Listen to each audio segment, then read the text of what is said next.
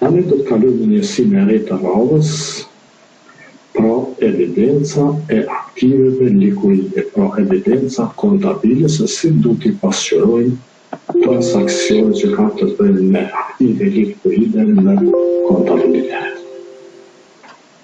Në fund të kësaj njësie mësimore, nxënësi do të jetë në gjendje të di se në cilën anë regjistrohet gjendja fillestare e aktiveve afatshkurtra, të di se në cilën anë regjistrohet rritja e aktiveve afatshkurtra likuide, të di se në cilën anë regjistrohen maksimet e aktiveve afatshkurtra likuide, të di se si mbyllën llogarit e aktiveve afatshkurtra likuide.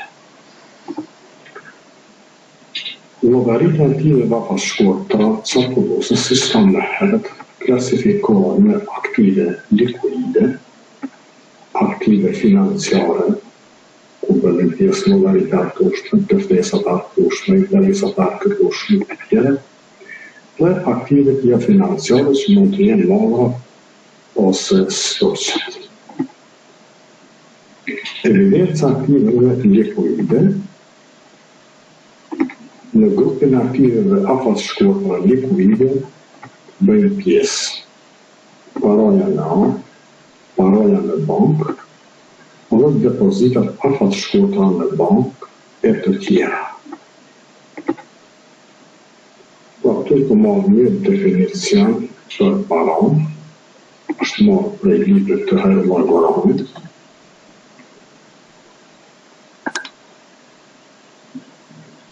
Dhe të largës që të duket rrëmëri i profesorit të ndjertëni, po e komod për leksionet të vogël ekonomik të shtin 2006 në pasën 354, unë vetëm po e lexoj ashtu që është shënuar prej profesorit të ndërruar. Pra, paraja, në plabasht anglisht të monjas e korres, paraja, përsesht para të holla, mjepi fuqisë blerëse efektive. Në para blen madhët që hidhen në treg për të shitër si dhe shërbime. Mjepi planuar nga individet e subjekët të biznesit një vendi ose disa vende për shembull erë, për të kryer pagesa për blerje madha shërbimesh dhe për të përmbushur çdo lloj detyrimi që lidhet me para. Ka funksionin e marrjes së vlerës, çmimet të çdo mallë ose shërbimi, bën ndërmjetësimin në qarkullimin dhe këmbimin e të mirave materiale, bërë fuqin vlerëse në rastin e pagesave me para në dorë ose me urdhën kalim. Mjepi fuqisë vlerëse efektive. Me para blerë madhe që hidhen në treg për të shitër si dhe shërbime.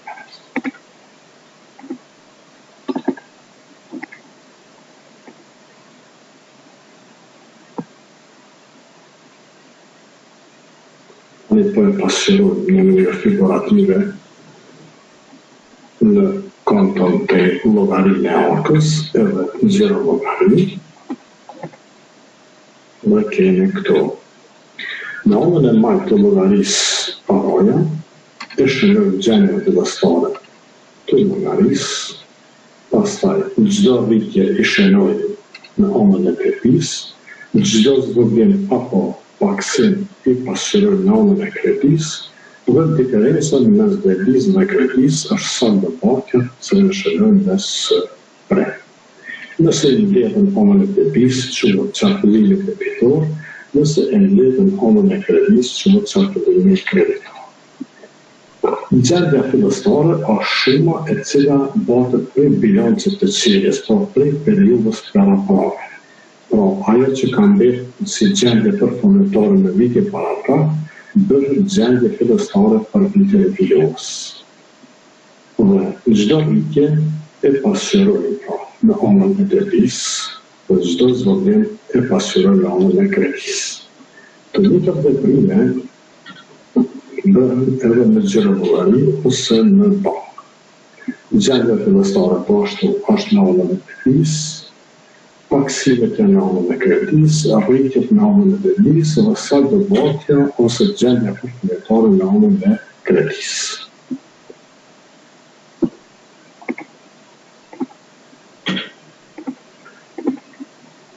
marrëm një shembull. FUERA, pra firma ushtrimore ERA, në datën 31 dhjetor 2019, i mbyrë librat e kontabilitetit dhe kemi këtë gjendje përfundimtare në altë dhe në bankë. Pra gjendja fillestare për vitin e 2019 në fillim të vitit ka qenë 500 euro, kemi pasur hyrje 2500 euro, dalje ose paksim 1000 euro, dhe saldomatja është 2000 euro. Kjo është llogaritur në këtë mënyrë. E mbledhëm anën e debis, pa e këshirë anën e kredis, sepse tim që kontrapartive anën e debis ose e kanë të barabartë me kredi, ose e kanë më të madhe se kredia. Kemi raste kur nuk me qenë edhe kondër, por janë raste më të rralla. Me që është kështu, atëherë e mbledhëm anën e debis, pa e këshirë anën e kredis. Pra në anën e debis kemi 500 për 2500.3000, po as do të me qenë edhe në anën e kredis. I vendosim do t'i barazojmë debi me kredi, dhe diferenca është saldomatja. Pra të kemi shumë 3000, paksime kemi vetëm 1000, atëherë 3000 minus 1000 bajnë 2000 si saldo përfundimtare që bërë në periudhën luxe. Të paraja, gjendje fillestare e kemi 2500, kemi hyrje të paras në bankë 7000 që bajnë 1500, po as do të me qenë edhe në anën tjetër në mënyrë që të barazohet debia me kredi, kemi dalje 5500 dhe diferencën mes numrit 9500 dhe 5500 është 4000 euro saldomatje ose gjendje përfundimtare. Tani kërkohet të bëhet qelja e llogarisë arka dhe xhirollogaria në datën të parën 2020. Pra, gjendjen përfundimtare të arkës që e kemi në fund të vitit 2000 euro, kjo bëhet tani gjendje fillestare për vitin 2020. Pra, kjo saldomatja tani bëhet gjendje fillestare 2000 euro. Po ashtu, saldomatja në fund të vitit për 4000 euro, bëhet gjendje fillestare për vitin 2020.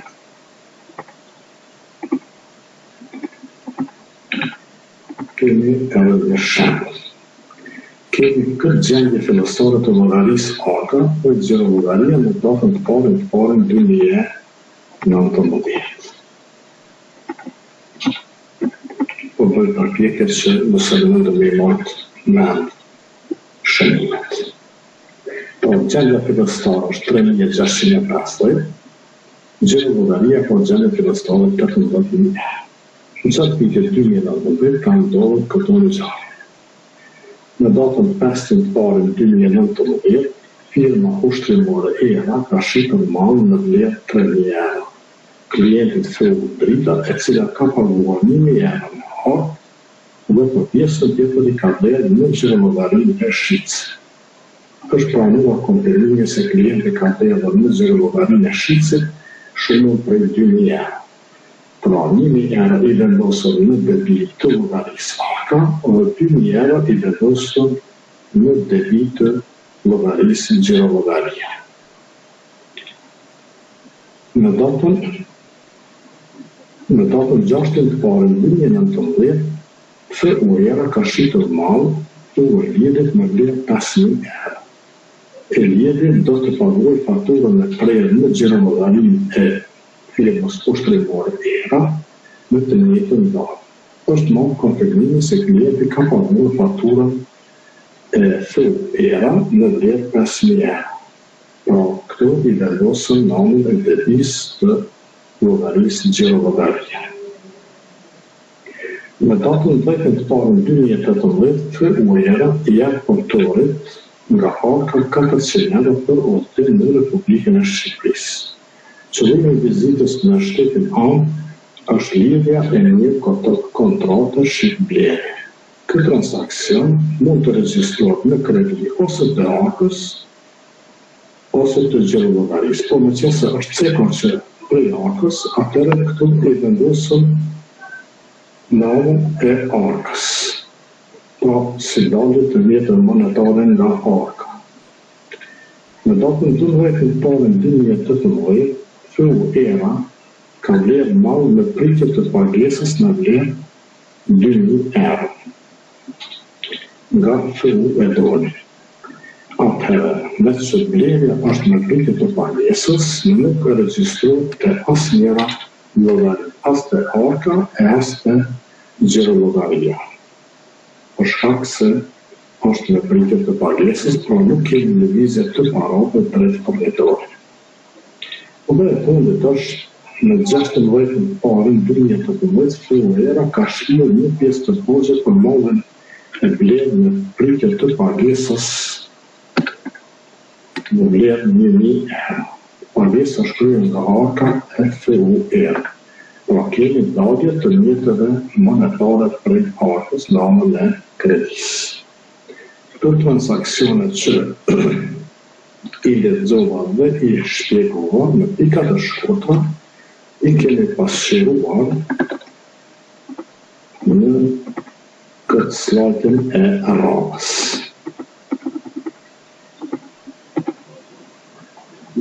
Pra, gjendja fillestare ishte 3.650, e gjerologarisë ishte 18. Kemi shqipër me para të gatshme, në 1.000 euro janë dhehur në ark, dërsa 2.000 euro janë dhehur në gjerologari. Pra, debi arka, debi gjerologaria. Pastaj transaksioni i 2 ka të bëjë në shitje dhe arkëtim të parave vetëm në bank ose në gjerologari. 5.000 euro. Transaksioni i 3 ka të bëjë me udhëtimin zyrtar, kur punëtorët i bën 400 euro, i kemi vendosur në halën e kredisë, dhe pagesa e një pjesë të borxhit për mallin e vlerë në vlerë 1.000 euro. Atëherë i kemi vlerë anën e devizës të arka 3.650 plus 4.650, po ashtu përsi në anën tjetër. Atëherë sa transaksioni kemi si dalje në anën e kredisë, kemi vetëm 400.000 që bojnë 1.400, kur të zbresë për 1.4.650 e fitojnë gjendje për përfitare 3.250. Të gjerologaria i kemi mërja 18.000, edhe 2.020.000, edhe 5.000 bojnë 25.000, pa që kemi edhe në anën e kredisë. Nëse nuk kemi dalje nga gjerologaria, atëherë këtë shumë është gjendje përfundimtare ose saldo banki.